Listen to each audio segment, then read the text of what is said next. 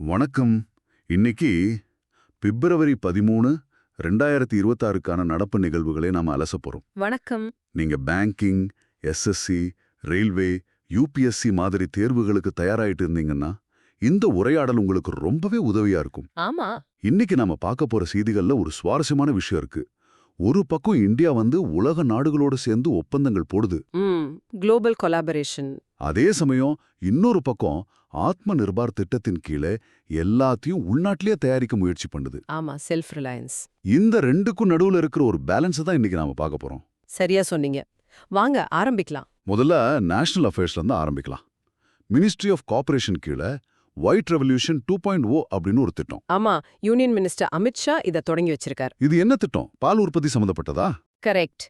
இது பால் உற்பத்தியை அதிகரிக்க கொண்டு வரப்பட்ட ஒரு திட்டம். இதோட முக்கிய நோக்கம் 2.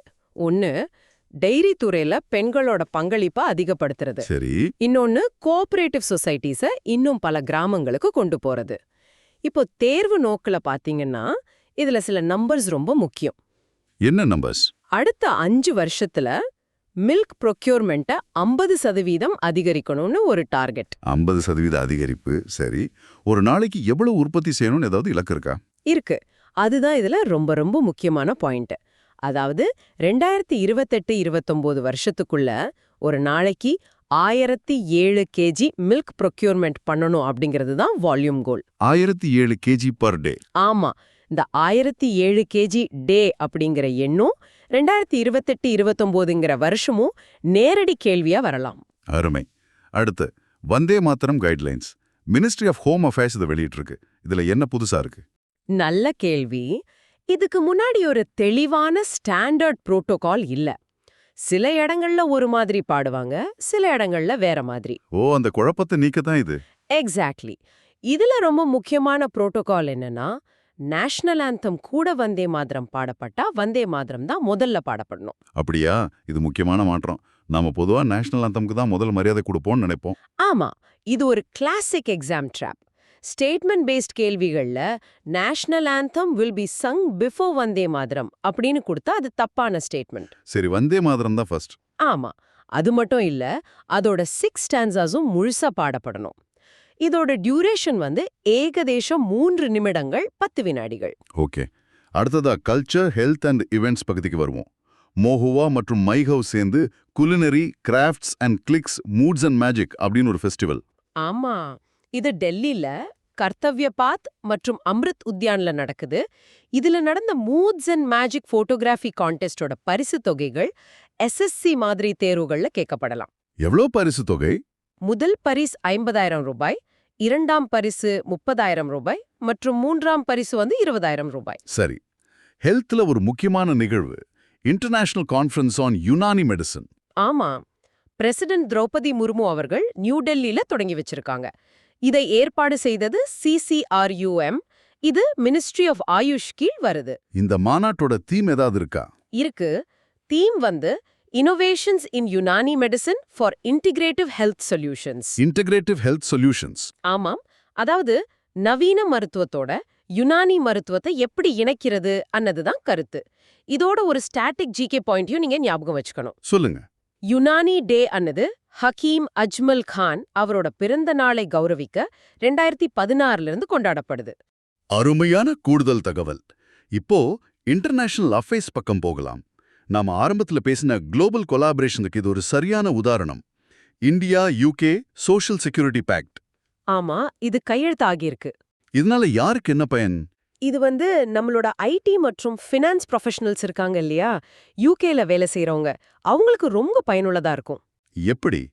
இப்போதைக்கே அவங்க இந்தியாலயும் சோஷியல் செக்யூரிட்டிக்கு பணம் கட்டுறாங்க, யூகேலயும் கட்டுறாங்க. ஒரு டபுள் பேமெண்ட் மாதிரி. ஓ, 2 இடத்துலயும் கட்ட வேண்டியிருக்கு. ஆமா, இந்த பேக்ட் மூலமா அவங்க 2 இடத்துலயும் கட்ட தேவையில்ல. ஒரு சர்டிபிகேட் ஆஃப் கவரேஜ், அதாவது COC காட்டினா போதும். இதனால சுமார் 75,000 இந்திய வல்லுநர்கள் பயனடைவாங்க. இது ஒரு பெரிய நிம்மதிதான். அடுத்து BRICS. First BRICS sherpas meeting new டெல்லியில நடந்திருக்கு. ஆமா, February 9-10.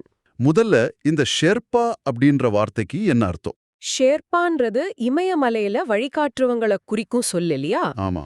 அதே மாதிரி பிரிக்ஸ் மாநாட்டுக்கு தலைவர்களோட பிரதிநிதியா இருந்து எல்லா வேலைகளையும் ஒருங்கிணைக்கிறவங்கள ஷெர்பா அப்படின்னு சொல்லுவாங்க. ஓகே, அப்போ இந்த மீட்டிங்கோட சேர் இந்தியாவோட பிரிக்ஸ் ஷெர்பாவான சுதாகர் தலேலா 2026க்கான தீம் கூட அறிவிச்சிட்டாங்க. என்ன theme? Building for resilience, innovation, cooperation and sustainability. India எத்தனையாவது முறையா பிரிக்ஸ்க்கு தலைமை தாங்குது? இது 4வது முறை. இதுக்கு முன்னாடி 2012, 2016 அப்புறம் 2021ல தலைமை தாங்கியிருக்கு. சரி, இப்போ நம்மளோட விவாதத்தோட மையப்புள்ளிக்கு வரும். ஒரு பக்கம் யூகே பிரிக்ஸ்னு கொலாபரேஷன் பேசிட்டு இருக்கோம். அதே நேரம் ரஷ்யா ஒரு டிஃபென்ஸ் ஆஃபர் கொடுத்திருக்கு. இது நம்மளோட செல்ஃப் ரிலையன்ஸ் கொள்கையோட எப்படி பொருந்தது? ரொம்ப முக்கியமான கேள்வி. ரஷ்யாவோட ரோசோபரானோ எக்ஸ்போர்ட் நிறுவனம் அவங்களோட 5th ஜென் ஃபைட்டர் விமானமான Su-37E இந்தியாவிலே தயாரிக்க ஆமா, லோக்கலைஸ்டு ப்ரொடக்ஷனுக்கு ஆஃபர் கொடுத்திருக்காங்க. இது ஒரு பக்கம் பார்த்தா நமக்கு அதிநவீன தொழில்நுட்பம் கிடைக்கும். ஆனா நாம ஏற்கனவே நம்மளோட சொந்த 5th ஜென் விமானமான AMCA-வை உருவாக்கிட்டு இருக்கோம் இல்லையா? கரெக்ட். இந்த ஆஃபர் நம்மளோட உள்நாட்டு திட்டத்துக்கு உதவுமா இல்ல பாதிக்குமா? இதுதான் இங்க இருக்கிற $1 மில்லியன் கேள்வி. இந்த ஆஃபர் நம்ம AMCA ப்ரோக்ராமுக்கு தொழில்நுட்ப ஆதரவு வழங்கும்னு ரஷ்யா சொல்லுது. இது மேக் இன் இந்தியா டிஃபென்ஸ் பாலிசிக்கு ஒரு பெரிய பூஸ்டா இருக்கலாம். அப்போ என்ன பிரச்சனை? இன்னொரு பக்கம் இது நம்மளோட சொந்த R&D-ய மெதுவாக்கி ரஷ்யா மேல ஒரு சார்பு நிலைய உருவாக்குமோ அப்படின்னு ஒரு விவாதமும் இருக்கு. இதுதான் செல்ஃப் ரிலையன்ஸ் வர்சஸ் கொலாபரேஷனுக்கு ஒரு சிறந்த எடுத்துக்காட்டு. புரியுது. சரி, இப்போ பேங்கிங் அண்ட் ஃபினான்ஸ் பகுதிக்கு போகலாம்.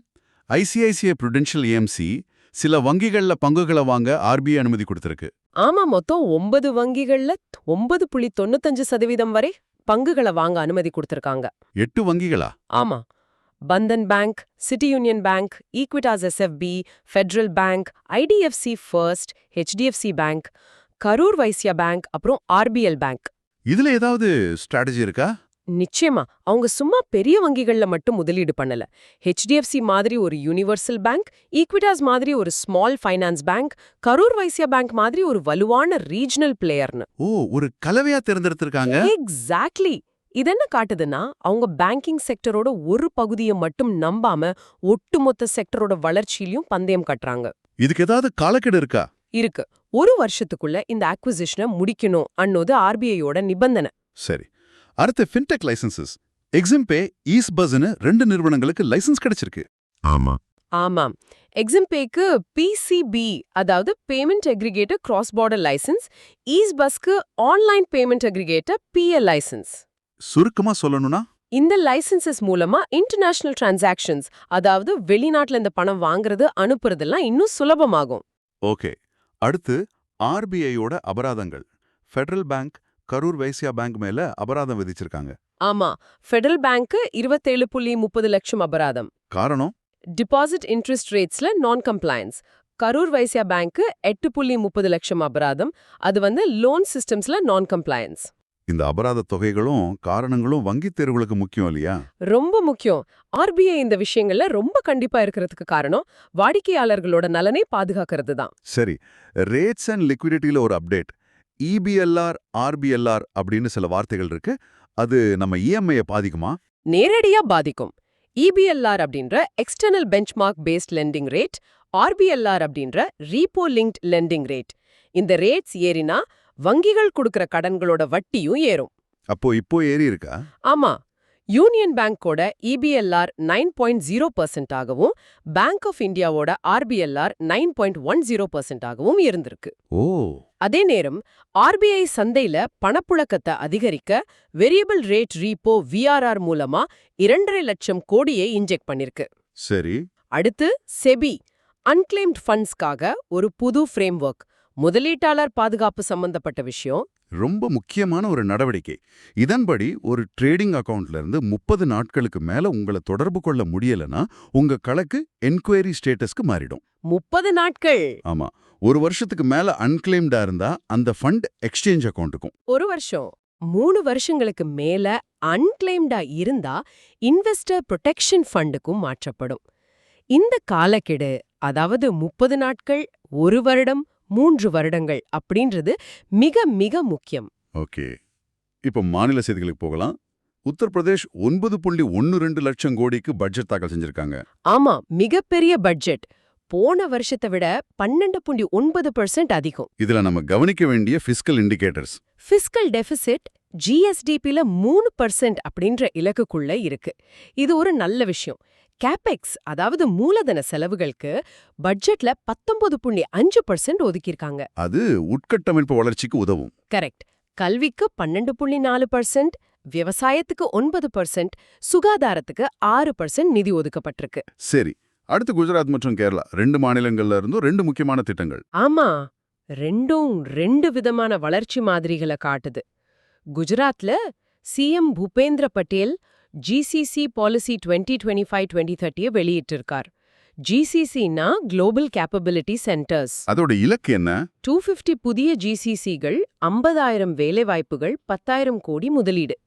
இது ஒரு இன்வெஸ்ட்மெண்ட் ட்ரிவன் growth. அப்ப கேரளாவோடது? கேரளா ஸ்ரீ சுரக்ஷா ஸ்கீமை தொடங்கியிருக்கு. இது ஒரு சோஷியல் செக்யூரிட்டி ட்ரிவன் மாடல். இதுல எந்த பயன்? இதன் மூலமா 35 to 60 வயசுக்குள்ள இருக்கிற எல்லோ அல்லது பிங்க் ரேஷன் கார்டு வச்சிருக்கிற தகுதியான பெண்களுக்கு மாதம் 1000 ரூபாய் ஓய்வூதியம் கிடைக்கும். நல்ல திட்டம். இப்போ வடகிழக்கு மாநிலங்கள். அசாம்ல ஜூமுர் டான்ஸ் உலக சாதனை முயற்சி. ஆமாம், 7500க்கும் மேற்பட்ட கலைஞர்களோட லார்ஜஸ்ட் ஜூமுர் டான்ஸ்க்கான உலக சாதனை முயற்சி நடக்க போகுது. மேகாலயால நேஷனல் கேம்ஸ். ஆமா, மேகாலயா 2027ல 39வது நேஷனல் கேம்ஸ் நடத்த போகுது. வடகிழக்கு மாநிலங்கள் தேசிய அளவுல முக்கியத்துவம் பெறுது இது காட்டுது. அடுத்து defence, security, science and technology. மறுபடியும் நம்ம செல்ஃப் ரிலையன்ஸ் தீம் இங்க வருது. அதானி டிஃபென்ஸ் அண்ட் ஏரோஸ்பேஸ் மற்றும் DRDO சேர்ந்து ஒரு கவுண்டர் ட்ரோன் சிஸ்டம். ஆமா, இது ஒரு வெஹிக்கிள் மவுண்டட் 4x4 சிஸ்டம். இதோட ரேஞ்ச் 10 கிலோமீட்டர். இதுல 2 விதமான தாக்குதல் அம்சம் இருக்கு. 2 விதமாவா? ஆமா, ஹார்ட் கில் அதாவது லேசர் மற்றும் 62mm கன் வச்சு ட்ரோனை ஷூட் வீழ்த்துறது. இன்னொன்னு சாஃப்ட் கில் அதாவது ஜாமர் வச்சு ட்ரோனோட கம்யூனிகேஷனை பிளாக் பண்றது. சூப்பர். இது இல்லாம சில மூயூஸும் கையெழுத்தாயிருக்கு. ஆமா, அக்னிவஸ்திரானோ நிறுவனம் இந்தியன் ஆர்மி கூட ஒரு புரிந்துணர்வு ஒப்பந்தம் போட்டிருக்காங்க. அப்புறம் DRDO மற்றும் CSIR உயரமான பகுதிகளில் நம்ம வீரர்கள் உயிர் வாழ்வதற்கான ஜாயிண்ட் R&Dக்காக இணைஞ்சிருக்காங்க. எல்லாமே தற்சார்பை நோக்கிய படிகள் தான். நிச்சயமா. சயின்ஸ் அண்ட் டெக்னாலஜில ஐஎன் ஸ்பேஸ் SBA-RBS அப்படின்னு ஒரு திட்டத்தை தொடங்கியிருக்கு. SBA-RBSனா என்ன? SBS அப்படின்னா satellite bus as a service. சுலபமா சொல்லணும்னா நாம எப்படி Amazon வெப் சர்வீசஸ்ல இருந்து கிளவுட் கம்ப்யூட்டிங் இன்ஃப்ராஸ்ட்ரக்சரை வாடகைக்கு எடுக்கிறோமோ, ஆமா, அதே மாதிரி இங்க இஸ்ரோவோட சேட்டலைட் பஸ் அதாவது ஒரு சேட்டலைட்டோட அடிப்படை கட்டமைப்பை பிரைவேட் ஸ்டார்ட் அப்ஸ் வாடகைக்கு எடுத்துக்கலாம். ஓ, அப்ப அவங்களோட பேலோட மட்டும் வச்சு விண்வெளிக்கு அனுப்பலாம். எக்ஸாக்ட்லி. இது விண்வெளி துறையில ஒரு பெரிய புரட்சி. இதுக்காக எந்தெந்த ஸ்டார்ட் அப்ஸை தேர்ந்தெடுத்திருக்காங்க? ஆஸ்ட்ரோம், அசிஸ்டா மற்றும் த்ருவா ஸ்பேஸ் என்னும் 3 ஸ்டார்ட் அப்ஸ். ஒவ்வொன்றுக்கும் 5 கோடி ரூபாய் கிராண்ட் வழங்கப்படும். அடுத்து உள்நாட்டிலே உருவாக்கப்பட்ட ஐரிஷ் செமிகண்டக்டர் சிப். ஆமா, இதுவும் தற்சார்புக்கான ஒரு மைல்கல். இத IIT மெட்ராஸ் மற்றும் இஸ்ரோ இணைந்து உருவாக்கியிருக்காங்க. இது சக்தி பேஸ்ட் RISC-V தொழில்நுட்பத்துல இயங்குது. இதனால நம்மளோட ஸ்ட்ராட்டஜிக் ஸ்பேஸ் மிஷன்ஸ்க்கு வெளிநாட்டு சிப்புகளை நம்பி இருக்கிறத குறைக்கலாம். கரெக்ட். இது ஆத்ம நிர்பார் பாரத்க்கு கிடைச்ச ஒரு பெரிய வெற்றி. இப்போ குளோபல் ரிப்போர்ட்ஸ் அண்ட் இண்டிசஸ் பகுதிக்கு வருவோம். இங்கதான் நம்ம விவாதத்தோட முரண்பாடு இன்னும் தெளிவா தெரியுது. குளோபல் R&D ஸ்பெண்டிங்ல இந்தியா 7வது இடத்துல இருக்கு. ஆமா, YPOGI 2025 அறிக்கையின்படி சைனா, USA மற்றும் ஜப்பான் முதல் 3 இடங்கள்ல இருக்கு. நாம 7வது இடம். இது ஒரு நல்ல செய்தி. ஆனா அதே சமயம் கரப்ஷன் பெர்செப்ஷன்ஸ் இண்டெக்ஸ் CPI 2024ல இந்தியா 96வது இடத்துக்கு சரிஞ்சிருக்கு. 93ல இருந்து 96க்கு. இது எப்படி? ஒரு பக்கம் இன்னோவேஷன்ல முன்னேறோம், இன்னொரு பக்கம் கரப்ஷன் பெர்செப்ஷன்ல பின்தங்குறோம். இதுதான் நாம யோசிக்க வேண்டிய விஷயம். நிர்வாகத் திறனுக்கும் கண்டுபிடிப்பு திறனுக்கும் என்ன தொடர்பு அன்னோது இதிலிருந்து தெரியுது. லாஜிஸ்டிக்ஸ் பெர்ஃபார்மன்ஸ் இண்டெக்ஸ் LPI 2023ல கூட நாம 38வது இடத்துல இருக்கோம். சரி, அவார்ட்ஸ் அண்ட் ஸ்போர்ட்ஸ்ல சில நல்ல செய்திகள் இருக்கு. சாங் கிராண்டல் ஹியூமனிடேரியன் அவார்ட் 2026. ஆமா, 2 இந்தியர்களுக்கு கிடைச்சிருக்கு. டாக்டர் ஹரிப்ரியா அரவிந்த் மற்றும் டாக்டர் R வெங்கடேஷ். இவங்க கேட்டராக்ட் பிளைண்ட்னஸ் துறையில ஆற்றிய பங்களிப்புக்காக. ரொம்ப பெருமையான விஷயம். ஆமா, இது தவிர துபாயில நடந்த குளோபல் பெஸ்ட் MGov அவார்ட் 2025ல இந்தியா மாணவர்கள் உருவாக்கின ஆக்சஸ் வே ஆப்க்கு பிரான்ஸ் அவார்ட் கிடைச்சிருக்கு. ஸ்போர்ட்ஸ்ல பங்கஜ் அட்வானி. ஆமா, மறுபடியும் ஜெயிச்சிருக்கார். அவரோட 36th நேஷனல் டைட்டில். இது அவரோட 10th மென்ஸ் நூக்க டைட்டில். இது ஒரு முக்கியமான ஸ்டாட்டிக் ஜிகே பாயிண்ட். கடைசியா important days in teams. February 11, International Day of Women and Girls in Science. 2026 theme, From Vision to Impact, Redefining STEM by Closing the Gender Gap. சரி. February 12, International Day for Prevention of Violent Extremism.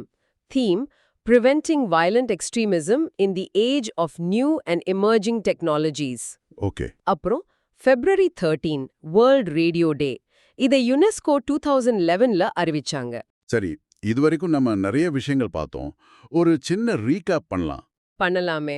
முதல் கேள்வி, white revolution 2.0க்கு கீழே 2028-29க்குள்ள அடைய வேண்டிய target milk procurement அளவு என்ன? இது நாம முதல்ல பார்த்தோம் இல்லையா? 107 kg per day. கரெக்ட். கேள்வி 2, டெபாசிட் ரேட் நான் கம்ப்ளைன்ஸ்க்காக ஆர்பிஐயால 27.30 லட்சம் அபராதம் விதிக்கப்பட்ட வங்கி எது? இது ஃபெடரல் பேங்க். சரியா சொன்னீங்க. கேள்வி 3, கரப்ஷன் பர்செப்ஷன்ஸ் இண்டெக்ஸ் சிபிஐ 2024ல இந்தியா எந்த இடத்துக்கு சரிஞ்சது? ரேங்க் 96. போன வருஷம் 93, இப்ப 96. ஆமா. கேள்வி 4, நியூ டெல்லியில நடந்த ஃபர்ஸ்ட் பிரிக்ஸ் ஷேர்பாஸ் மீட்டிங்கோட சேர் யாரு? நம்ம இந்தியாவோட பிரிக்ஸ் ஷேர்பாவான சுதாகர் தலேலா. அருமை. கேள்வி 5, 2027ல 39வது நேஷனல் கேம்ஸ் நடத்த போற மாநிலம் எது? பதில் மேகாலயா. சூப்பர். கடைசி கேள்வி, ஐஎன் ஸ்பேஸ் எஸ் பாஸ் கிராண்டுக்கு தேர்ந்தெடுக்கப்பட்ட 3 ஸ்டார்ட் அப்ஸ் எவை?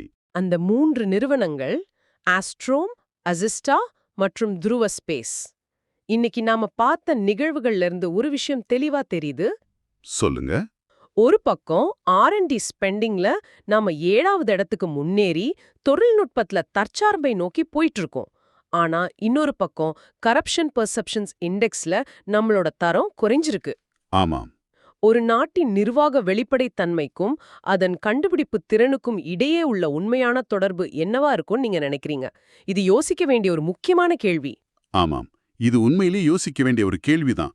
எங்களுடைய இந்த உரையாடல் உங்களுக்கு பயனுள்ளதா இருந்திருக்குன்னு நம்புறோம். நிச்சயமா.